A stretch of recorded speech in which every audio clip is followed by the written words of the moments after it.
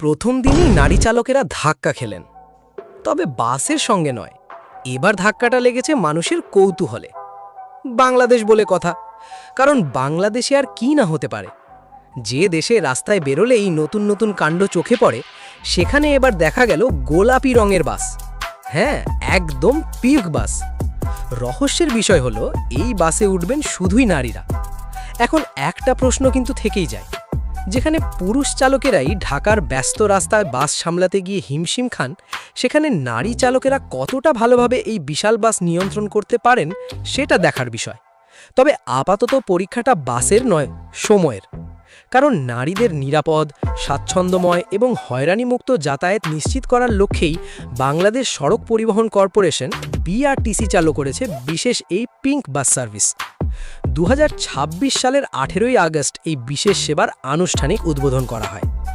আর বাংলাদেশে যখন নতুন কিছু চালু হয়, তখন নেট দুনিয়ায় নানা ধরনের আলোচনা সমালোচনা শুরু হয়। তবে এগুলো এক সাইডে রেখে যদি একটু গভীরভাবে ভাবা হয়, এখন হয়তো ছেলেদের জন্য পাত্রী দেখতে মায়েদের আর আগের মতো পাড়া মহল্লায় ঘুরতে হবে না।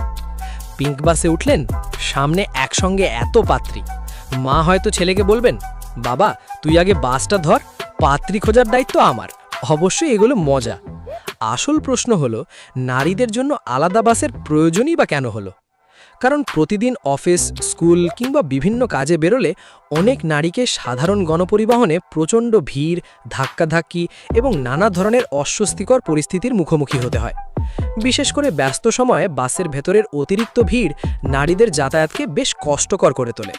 আর সেই সমস্যার কথা মাথায় রেখেই এই বিশেষ ব্যবস্থা। সবচেয়ে মজার বিষয় হলো, শুধু যাত্রীরাই নারী নন, এই বাসের চালক, কন্ডাক্টর এবং হেল্পার হিসেবেও নারীদের দায়িত্ব দেওয়ার ব্যবস্থা রাখা হয়েছে। ছেলেরা এতদিন বাসের ড্রাইভারকে বলতো, ওস্তাদ সামনে একটু থামান। এখন পিঙ্ক বাসে কি শোনা যাবে হয়তো আপুরাই ভালো জানেন। তবে হাসি ঠাট্টার বাইরে এই উদ্যোগের উদ্দেশ্য বেশ গুরুত্বপূর্ণ। নারীদের নিরাপদে যাতায়াতের সুযোগ তৈরি করার পাশাপাশি পরিবহন খাতে নারীদের কর্মসংস্থান ও অংশগ্রহণ বাড়ানো এর অন্যতম লক্ষ্য।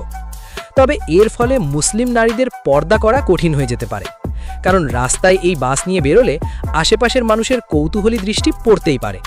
আর এরই মধ্যে বাসটি নিয়ে নতুন করে আলোচনা শুরু হয়েছে। তবে আলোচনার একটি বিষয় হলো, বাসের রং পিঙ্ক কেন? কারণ গোলাপি রং নারী সচেতনতা, নারী অধিকার ও নিরাপত্তার সঙ্গে প্রতীকীভাবে যুক্ত। তার পাশাপাশি রাস্তায় হাজানো বাসের ভিড়ে যেন দূর থেকে এই বাসগুলো সহজে চেনা যায়, সেটাও একটা কারণ। শুধু রং নয়, যাত্রীদের সুবিধার জন্য রাখা হয়েছে ই-টিকিটিং, সিসিটিভি ক্যামেরার মতো সুবিধা। এমনকি পরীক্ষামূলকভাবে স্টারলিংক ওয়াইফাই সুবিধার কথাও বলা হয়েছে। আর বর্তমানে ঢাকার পাশাপাশি চট্টগ্রাম ও বগুড়ার কিছু নির্দিষ্ট রুটেও এই বিশেষ সেবা চালু রয়েছে। তাহলে বুঝতেই পারছেন বাংলাদেশে সত্যি কি না হতে পারে। কখনো রাস্তায় নতুন নিয়ম, কখনো নতুন ব্যবস্থা, আর এবার একেবারে পিঙ্ক বাস। তবে মজা যতই করি, উদ্যোগটির মূল উদ্দেশ্য কিন্তু পরিষ্কার: নারীদের নিরাপদ, স্বাচ্ছন্দ্যময় যাতায়াত নিশ্চিত করা এবং পরিবহন খাতে নারীদের কর্মসংস্থান ও অংশগ্রহণ বাড়ানো। এখন দেখার বিষয় হলো, এই পিঙ্ক বাসের পর বাংলাদেশের রাস্তায় আর কি নতুন চমক অপেক্ষা করছে। কারণ একটা কথা তো বলাই যায়, বাংলাদেশে সবই সম্ভব।